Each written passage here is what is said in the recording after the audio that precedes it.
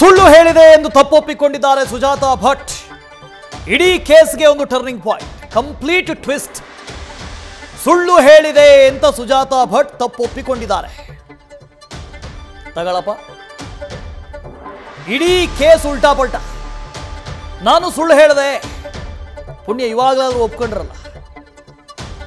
ಹೇಳಿದ್ದೆಲ್ಲ ಸುಳ್ಳೆ, ಹೇಳಿದ್ದೆಲ್ಲ ಕಥೆನೆ. ಈಗ ನಾನು ಸುಳ್ಳು ಹೇಳಿದ್ದೀನಿ ಅಂತ ಒಪ್ಕೊಂಡಿದ್ದಾರೆ. ಯಾವಾಗ ಅನನ್ಯ ಭಟ್ ಕಾಣೆಯಾಗಿದ್ದಾರೆ?